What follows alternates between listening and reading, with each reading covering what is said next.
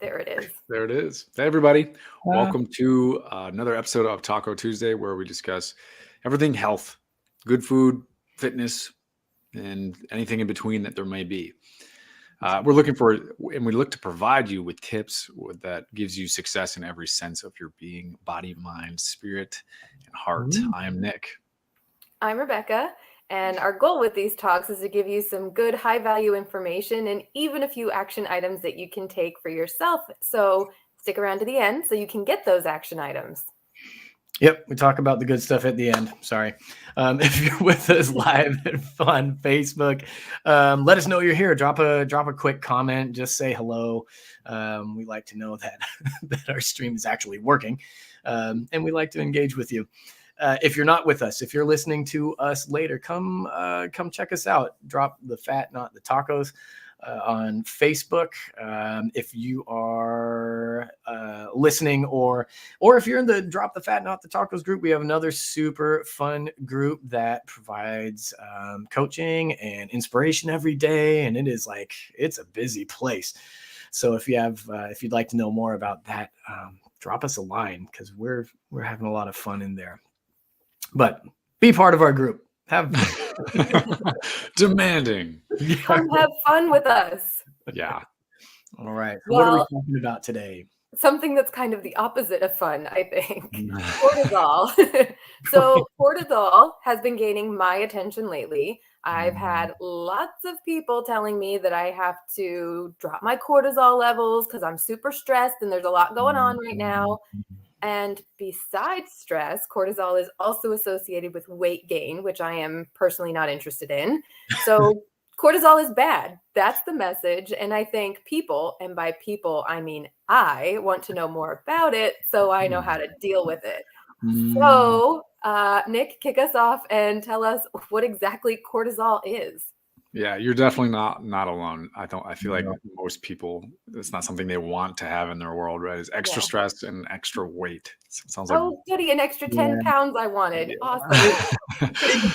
It does kind of get a bad rap, though. Definitely. That's what I was just going to start off with that. Yeah. Perfect. Kick it off. Yeah. So first of all, because it has a bad rep, we first have to know that cortisol, it's known as the stress hormone. Cortisol may come up to equal stress, but it doesn't necessarily mean it's bad for us, right? It's just, like you said, Brandon, it's got a bad rep. It is a necessary hormone that has a lot of functions, including protecting ourselves, especially if we listen to it as it gives us the signals. Most people miss those big red flags that say, slow down, stop doing that, this isn't something we like. People miss those red flags. So it's designed to protect it, to protect ourselves if we choose to listen to it. Totally. But at the basics of it, cortisol it's a hormone that's produced in the adrenal gland. So it's very much a part of everything that happens in our system, right? Almost everything needs a little bit of cortisol, or a lot of things do anyway. And we have to have it because it does some really important stuff. As long as we are at a normal level, right? Right. We have a normal level of it. It helps to regulate blood sugar, inflammation in injured areas, nutrient metabolism, and it's just a host of other, like, we could go on and on with this list, but when we have elevated cortisol, when it's above normal, and it's above normal for an extended period of time, which happens often in this day and age, everybody's go all the time. And when it's elevated for a consistent amount of time, which means your body is stressed out in some way that wouldn't be considered normal. A lot of people would consider this to be maybe chronic stress. Yeah, there you go. And that can lead to some not so good things, right? So a slowed metabolism, high blood pressure, fatigue, changes in your mood, or like snappy behaviors. Personally, this just happened last night to me. My dog was, in the only way she knows how to communicate, was letting me know that she needed to go outside.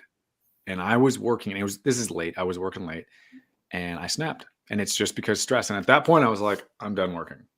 I'm done for the day. We have to listen to those red flags. So you can have those snappy type behaviors or irritability. Skin problems is prominent. Difficulty concentrating or focusing. And the big bad one that most people, I feel, would find interesting is insulin resistance.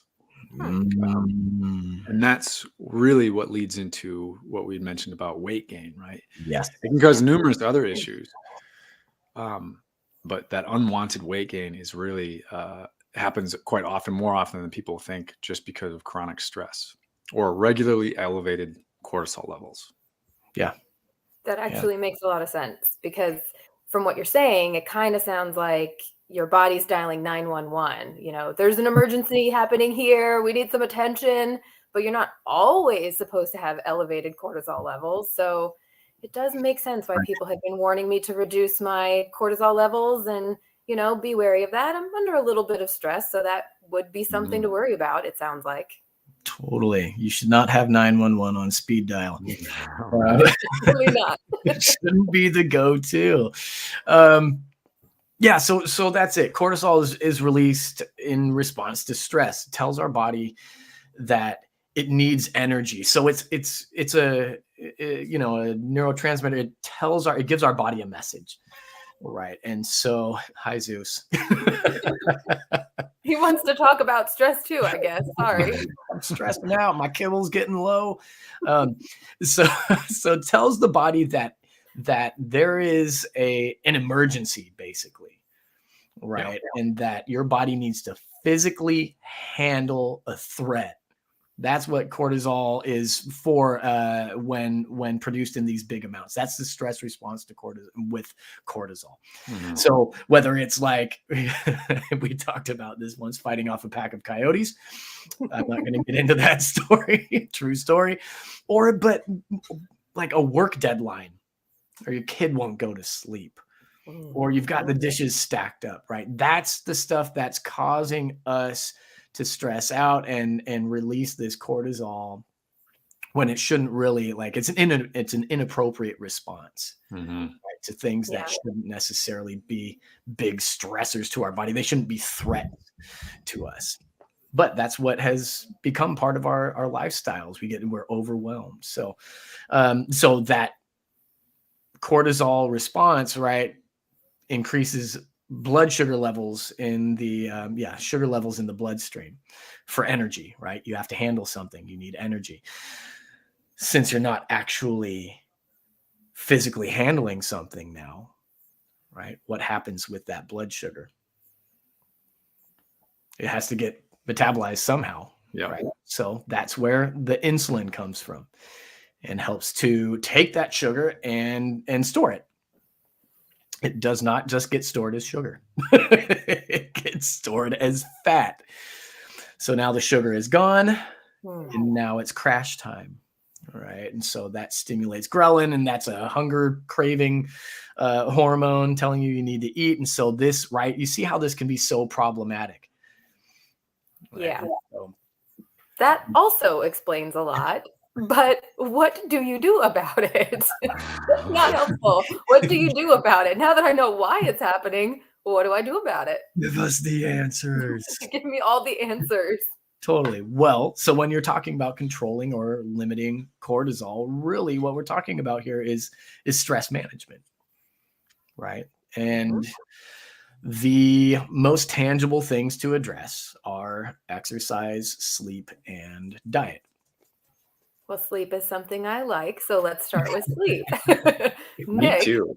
Let's talk sleep. Okay, yeah, I'm maybe a little bit of a dork about sleep. You're a sleep nerd. I think so. Yeah, maybe that might be a thing. It's just because I struggled such a long time myself before I finally figured out how to like actually fix my sleep. And the problem with it is there's so much science and information that becomes overwhelming. Of what to do, the first step to take. And, a lot of people think they have to change a billion things to start off with, but really it's just one thing. So first, I guess before getting into this, I probably don't need to tell you how important sleep is. But if anybody out there happens to be the type of person who runs on 3.5 hours of sleep every day, this is definitely for you. Or if you're the type of person out there who struggles getting to sleep or struggles staying asleep, this is definitely going to be right up your alley. Getting regular sleep. And when I say regular sleep, I don't mean a consistent 8 hours. I mean, you're in a routine. You go to bed at the same time. You wake up at the same time. That's massively important, not only for your physical recovery, which most people just think that's what sleep is for. It's for your mental recovery. It's for cognitive functions. And there's a lot of different ways that we can go about improving upon sleep. And I know we said we aren't going to give like tips away till the end, but there's going to be a few here. Peter. It's the end. Go. The end is nigh. You can definitely, so limiting caffeine. So if you have caffeine too early, like first thing in the morning, it disrupts the way that another hormone called adenosine or adenosine reaches your brain. It stops it from reaching your brain. And this is why so many people crash mid-afternoon, because now you have this wave of adenosine, which makes you sleepy, and caffeine stops it from reaching where it needs to go. Nicotine, alcohol, those are both, they disrupt the way. So nicotine's a stimulant, right? So you're basically, by having that last puff before you go to bed, you may feel like you're trying to relax yourself down. I don't know this personally. I've never even smoked a cigarette. So, but by attempting to have that calming effect, you're actually gearing your mind up for something more extreme than sleep, which there isn't much more extreme than sleep, but it's a stimulant. Revs you up. Yeah. And then alcohol totally screws up the way that oxygen is delivered to your brain. So that can be a danger. Taking naps can screw your circadian rhythm up. I don't need to get into science of circadian rhythm, but it's a biological clock, and it's the reason we have any sort of consistency in our lives. So if you have a lack of consistency, that might be a good place to start or to stop taking naps.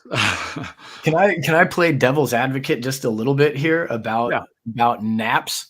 Oh man, yes. Believe me, I love naps, but like those people who like sleep 3-4 hours a day, you're just screwing up your consistency. Right. If you're trying to establish a consistent pattern and you're able to.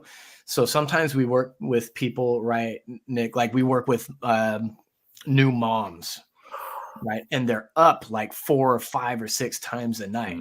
And so that's when we start telling people, like, get those naps when that baby sleeps. Sleep, right. That's another one. It's like firefighters or right. I'm serious. But right. Anybody who has an irregular pattern, right? Right. Then of course, when you need to get a little extra when you can. But if you don't get into like a full 8 hours sleep cycle, or you're waking up continuously through the night, even if you don't have a baby in the other room, there's something going on, and that there's something going on in your circadian rhythm that needs to be fixed. Totally. Yeah. That actually is really interesting about naps. I'm glad you guys had your little debate, because I remember when I had my very long period of time where I had to get up every 2 to 3 hours, Brandon said to me, well, there's not really anything you can do about that. But what you can do is take a nap in the afternoon when it's quietest. And that makes sense. Mm-hmm. Yeah, it's really hard. In those situations, definitely get it where you can. I would agree. All right. Anything else? I know there are a couple of other things. There's a ton of stuff. I could go on and on. Don't, avoid bright lights before you go to bed. Like that's part of your circadian rhythm. We need darkness to start to shut our brain down and to start to bring up the natural chemical melatonin. I told you I can go on and on about this. The screens are a big thing though. Like I've noticed, like I've had to tell people a couple of times, like, if you wake up in the middle of the night, don't roll over and turn on your phone and start, checking things there. Hugely bad habit. Because then your brain's like, oh, bing, time to be on. Let's be awake. Yeah. I do that all the time. I have been guilty. It's so funny. Now I'm in the habit. I roll over and I'm like, don't touch that phone. Just reading. So I'm guilty of reading before I go to bed. And I have, books on my phone. But I know that that's not helping, but like, I can't seem to get past that bad habit, but that's one of those things, like maybe I need to do a little detox from it. Yeah. And I know that when get a paper, a real book. I know. Right? Okay. So Brandon, we talked about sleep. Let's talk about exercise. I can remember dozens of times where I would text you just before boot camp and say, I don't want to work out. I'm so tired. And I know how this ends, but why don't you tell us how this ends? I know. Well, it's when we least want to move is when we need it most a lot of the time. I mean, we all know it. Study after study shows it that exercise reduces stress, and people who exercise regularly are also more resilient to stress when it is unavoidable. So movement releases all those important neurotransmitters, right? Dopamine, serotonin, the feel good, satisfaction, contentment hormones. The good Why? ones. Yeah, the good ones. Why wouldn't you want those things? Like, that sounds good. Satisfaction, contentment. Yeah, Yeah. I want that, right? So a lot of that comes from movement. So yeah, again, studies, they show that regular exercise over time reduces cortisol. Also improves sleep quality, which we just talked about, which itself reduces cortisol. Nick, I think Nick has something. I do. I have something to say. Nick's raising his hand. Just to tack onto this, talking about the good feel good hormones, and movement and all this being tied together. Doing it earlier in the morning has proven to reduce. I'm so sciencey today.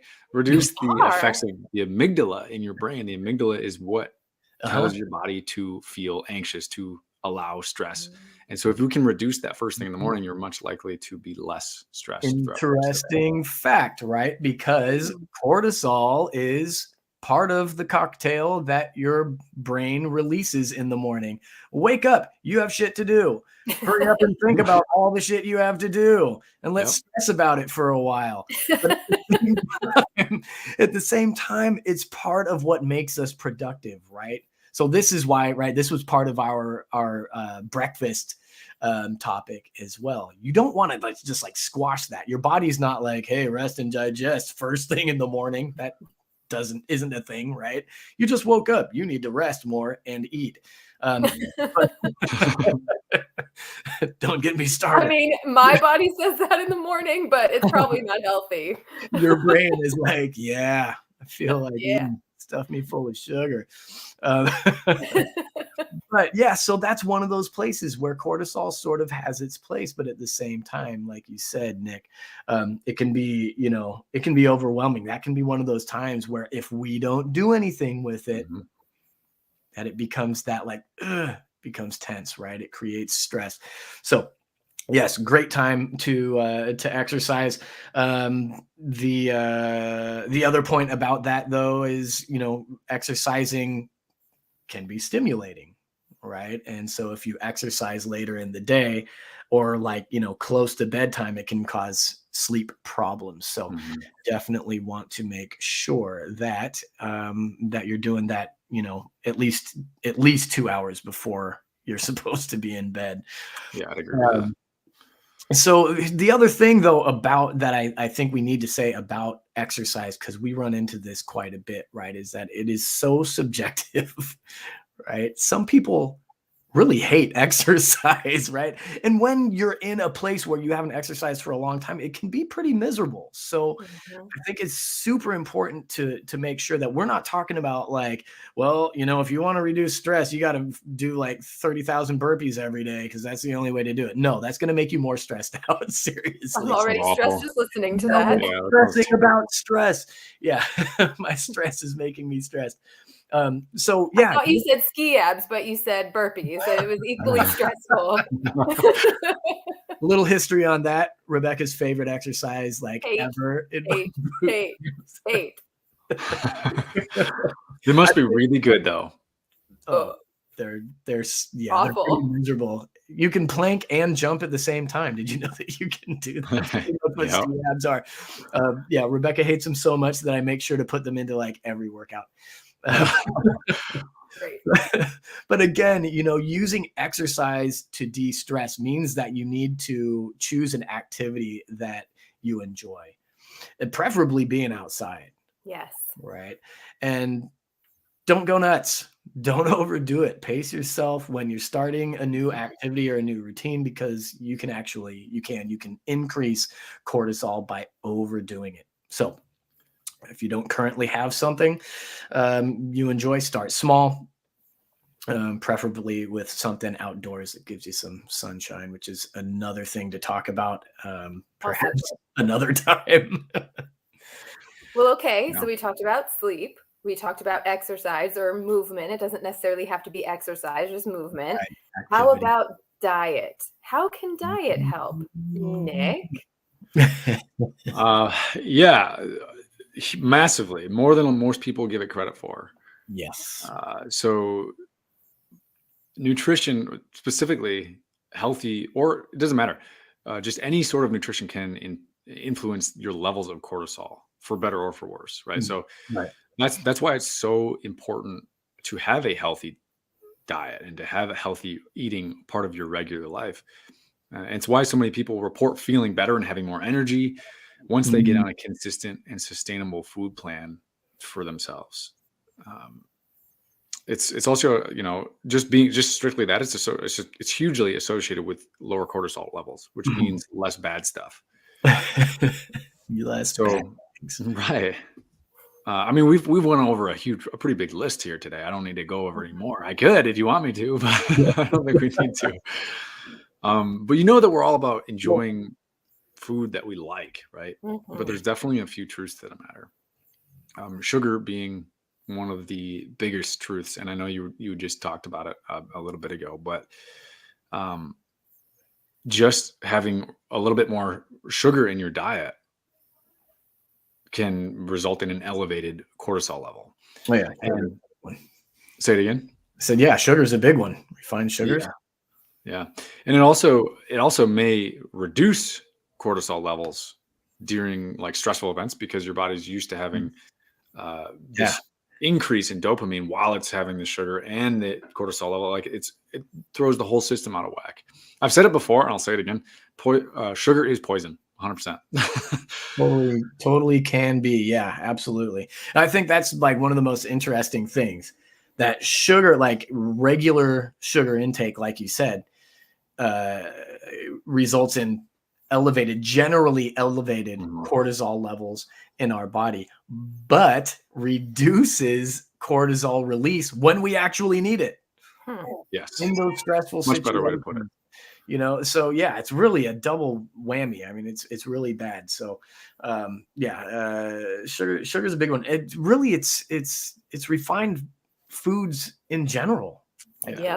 I'm really all about whole foods here. When people are talking about having a lot of stress in their lives and so on, that's one of the first things that I like to start talking about when we get into diet, is like, move over to mostly whole foods. There are some really interesting studies out there that indicate that people who eat diets that are high in refined sugars and refined grains, saturated fats, these people have elevated cortisol levels compared to people who eat whole foods. It's really pretty interesting. And the science there gets like really crazy and deep, and I won't go there.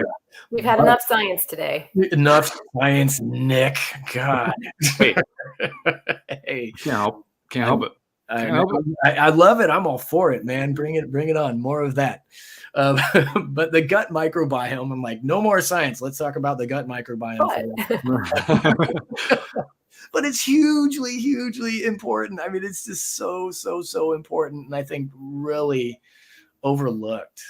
But I do think it's catching up.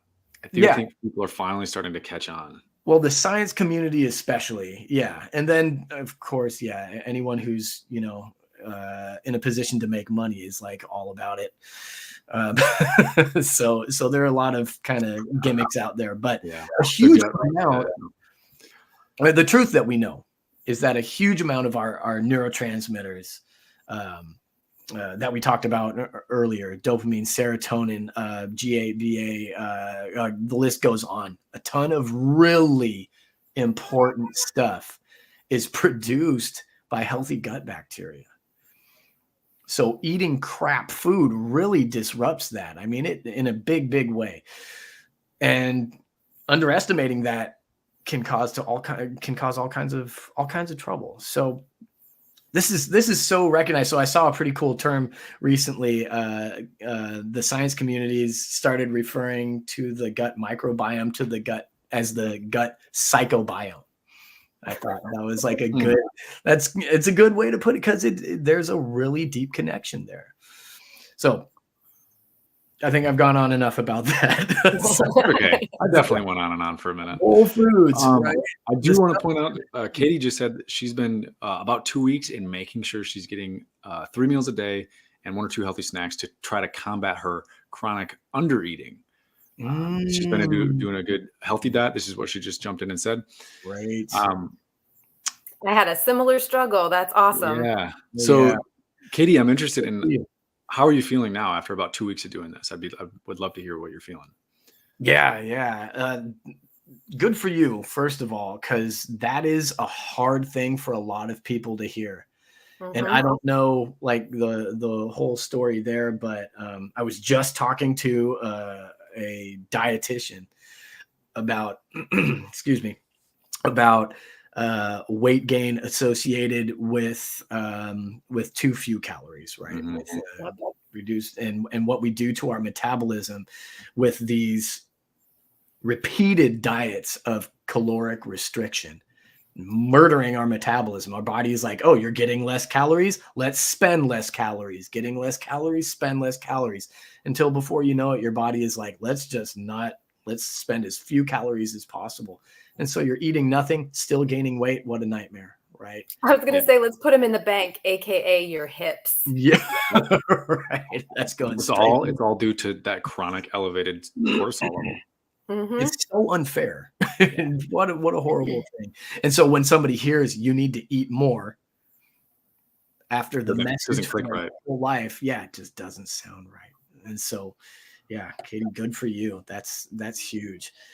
Well, let me just say one little thing, since you mentioned that, like how hard it is to tell someone to eat more. One of the best parts about doing clean coaching with you and Nick is that's not what you do. You don't just say, hey, you need to eat more. You spend the first week talking about, okay, what did you eat? Cool. That's what you had for lunch. Oh, cool. You didn't have dinner? All right. No problem. Well, what about the next day? And you just talk about it and you just go through what we eat. And then after about a week, you and I had the conversation, Brandon, you went, do you notice anything about the way that you're eating and how tired you are on the days you don't eat much? And when it's right in front of your face, it's a little hard to go, oh, no, I'm good. I don't eat too little. So the way that you approach it is not a, hey, you need to eat more. It's very much helping you realize it and see it. So it's a little bit more organic in the, oh, yeah, I should eat more. Makes it easier. Well, yeah, there's just no sense in hammering somebody over it, right? So right. And tracking in one of those, like a MyFitnessPal. Sometimes we use it from time to time. I will say we use it from time to time if we just can't figure something out. But like, nobody wants to do that. It doesn't sound fun. I shouldn't say nobody, because some people do, but it's just people really like that. So for some people, speaking of stress, like, tracking for some people really alleviates that. They're like, okay, I know exactly what's going on. Knowledge is comforting. For me, it's like, oh God, I forgot to track this. And now every time I eat I think about a banana, I have to write it down. It just doesn't. Exactly. That sounds terrible. So the way we do it's a little more simple, and it's a little bit more discovering of triggers rather than analyzing the data. Yeah, absolutely. I think that's it. Why are we eating, or why aren't we eating? That's most of the time the bigger question, right? I'm bored. I'm stressed out. I feel like stuff in my. I mean, I feel like eating and not a salad. Yeah, I mean that's it, right? And that's a big struggle for so many people. So. Okay, so we talked about a lot of stuff. We talked about whole foods, we talked about exercise, and we talked about sleep. There's so much more to talk about here in terms of reducing stress and cortisol. You've got relationships, time management, my personal favorite, self-talk. I mean, it's crazy, which is why we run the Stress Buster workshop. When we do that, we give away practices to help manage your stress, and we haven't done it in quite a long time. So drop a comment if you want to hear more about that, or if it's something that you'd be interested in. And if it is something a lot of people are interested in, maybe we'll bring it back. I'm so glad. Like the moment you brought it, telling. Is she gonna say it? Yeah, the stress. So to piggyback on that, we got a message from Maria that came at a perfect moment. She said, "Getting good sleep has been a game changer for me. Quality sleep means less stress. Yes. Less stress means less eating. It's all connected. Yeah, and it's true. All connected. Awesome. Yes, and it sounds like Katie. Yeah, you're getting some good feedback from eating regularly and establishing that routine. Yeah, we had a good conversation about that, and good for you. I'm really glad to see that, because when we're not feeling hungry, it is hard to eat. For sure. Yay. Also, I'm going to just throw one last fact out there. If you're sleepy, if your sleep is struggling, you're going to feel elevated cortisol, so you're going to end up eating more crap. What we just covered, I just wanted to summarize it real quick. Yeah, it is all very much. Yeah, it's very much a cycle. Well, and very much like our Drop the Fat, Not the Tacos group, our Clean Club community is all about helping in these areas. And it's not quite the end of February yet. So if you remember our Clean Club, you can be one of our ambassadors and lock in the price of $25 a month for life. 10 years from now, when you're still like, yeah, I'm getting all this good stuff from you guys because we're still going to be around doing this, you're going to be very, very grateful that you signed up. And a lot of things we talked about today, we now know that next month we're going to start talking about some routines, which I love more than anything ever. So we're going to have some really good stuff around that. So jump in there now while you can still get the really good rate and get all the good stuff we have for February and for next month. Dude, I'm so excited about March. I know, me too. It's like awesome. We've got a theme for every week, and it is, I mean, that's I know. I don't want to give too much away, but it's exciting. We're doing a lot of great stuff. Rebecca, you've been working really hard on that, and it is just it's tremendous. I do happy dances thinking about routines. I'm so excited for next month. That's so funny. Yeah, that's funny. Katie just mentioned getting her schedule under control. That's our language over there. So $25 a month is an absolute steal. I feel like I'm almost kind of like an idiot for that price. Yeah, but the thing is, we're going to get better and better. We're going to get more and more perfected until we can't make it any better. I mean, it's really awesome. Yeah. Apparently it's time to feed the cat, if you hadn't noticed. Yeah, Zeus is telling us it's time to get rolling. Guys, we love you, and we really appreciate you being here. If you reached out and raised your hand, we'll send you a message. Feel free to send us a message at any time and ask us questions, or post in whichever group you're in right now. Post. Ask the questions, share your successes, share your struggles, help inspire somebody else, help being and be open to being inspired. And we will be here for you. Next week, I don't know what we're talking about. I liked how we did it this week. Mara, you brought up cortisol, and so we dug in, and I would love some suggestions for what to talk about next week. What do you guys want to hear? Let's see it. Yep. If anybody's got any recommendations or just have a question, we'll tear it into it. Yeah. Type it in the chat. All right. Anything else? I think that's it. All right. We love you guys. Bye, everybody. Bye, guys.